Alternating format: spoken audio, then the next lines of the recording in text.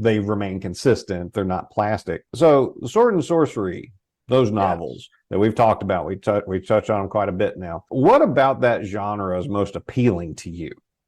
That is such a good question. That vibe of antediluvian antiquity, that strange lost world of what was, that has definitely been there from the start. I also think it is raw and unfiltered, and it isn't afraid to show humans in a less than favorable state of being, where a lot of the times we kind of clean things up a little bit.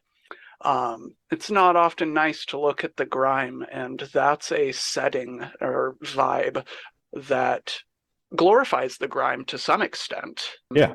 And It so I think shoehorns it into everything. it really does. It really does. So I think that might have something to do with it. My dad was really big into the Savage Sword of Conan comics, and so he introduced that to me at a similar time where a lot of very interesting things were being introduced to me. Like, I saw my first horror movies that year. This was like 6th grade, something like that, which, I mean, it was cheesy old monster movies, but still, like, I saw They're Alien great. that weekend, I still remember it so clearly and vividly. I bet. So it has that personal touchstone for me as well, in that it reminds me of my Papsies, who is alive and doing well. Don't get me Oh, wrong. good. He Good. lives like 5 miles away from me. He's So fine. good.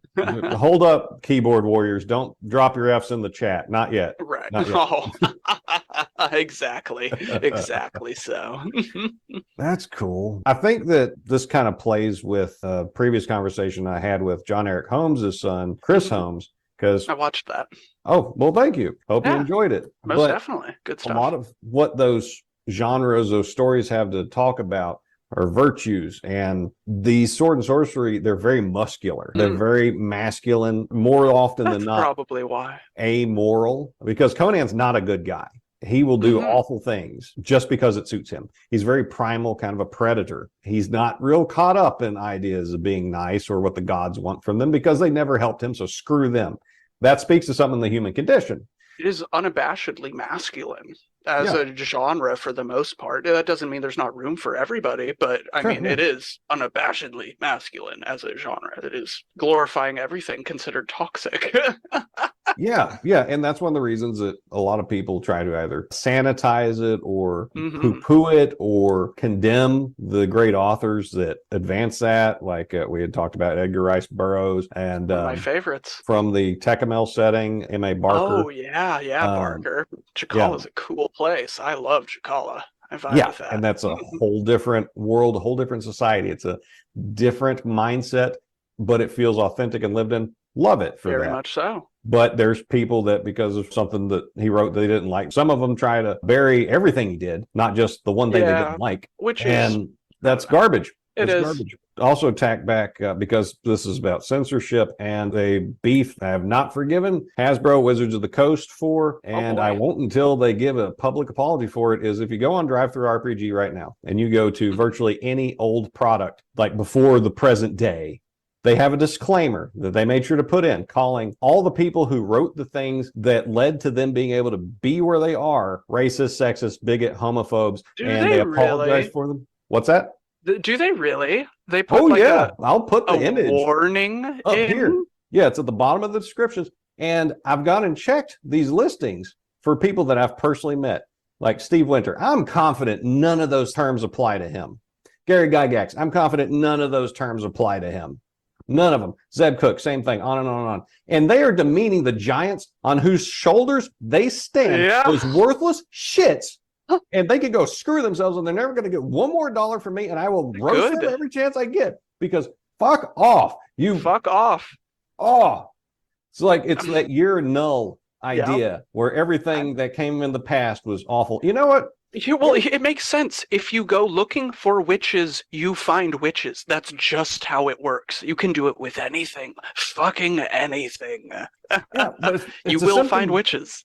Of this totalitarian ideology that's trying to censor everything that we, like we were just talking about. Yep. Islam does this. Nazism did it. Communism does it. Where anything before we got here needs to be destroyed and disparaged so you can only know what we tell you. So you know what, Hasbro? No, I'm not going along with your mind control program. Screw off. And I hope D&D goes into the gutter so for you and you go bankrupt. So somebody in the future, say Luke Gygax, comes and buys it off of you, or maybe the Troll Lord boys do it, and then get back to focusing on gaming and Wouldn't not. that be cool? Oh man, it'd be amazing. Yeah, burning 1,000 witches in the name of kindness. Oh, Yep. it's only a How one-way exciting. street. I You don't know have to about tolerate that. them. They don't That's the tolerate you. thing is, I don't think that anyone's talking about the participatory nature of being bullied, because that's what it is. It is an agreed upon clause of this is how we interact. But there's a thing that happens where, like borders of a country, a social way of being isn't a guaranteed and static thing. They fluctuate and move, and I'm done being bullied by theater kids. That's where I'm at. What the fuck are you going to do about it? You cancel me? Sure. Okay, that's why I'm starting a publishing company. I'm actually glad all of this has happened as I'm getting into this, because it makes me realize, like, I have a dream, I know what I want out of it, and like, go chase it. It has been the biggest driver of go get it. You know what I mean? Like, reaching out, taking the thing, do what you want, because a lot of people are very eager to change and shift other people's ideas when they're not chasing their own. I could relate to these totalitarians, whether they're wearing rainbow flags or whatever, because while I was that miserable teenager, I had this impulse to be a manipulative little shit because I was so out of control of myself. I thought if I could just control everyone around me, I would be okay. It didn't work, and it's not going to work for them either.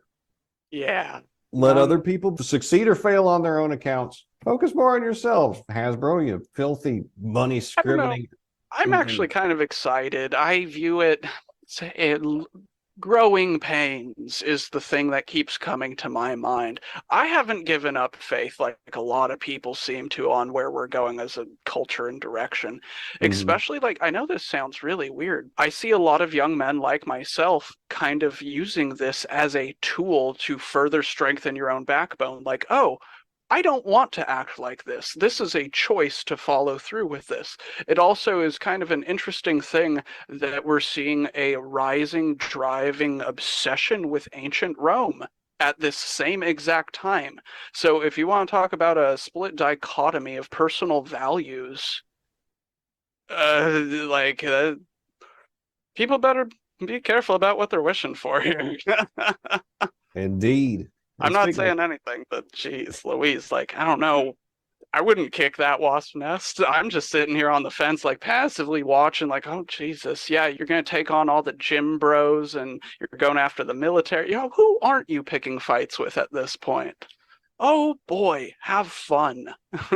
I find it interesting that the people most determined to pick fights with everybody are those least capable of winning those fights. Right. And yeah, it's really amazing. Well, it's kind of like with Christian churches. The more theologically liberal they get, the more they lose members. And to a point, the more conservative the dogma of a church is, it attracts members. Now, you can make it too tight and too exclusionary, but generally, if you're more conservative, you will attract people. But the more liberal you get, the bigger the tent you make, the less important your actual core dogma is, the more people you lose and eventually collapse. So maybe that'll happen. In a lot of these cases we're talking about, not just Hasbro, but elsewhere. That would make sense. That the rotting apple will eventually fall apart and people will have to go get better fruit.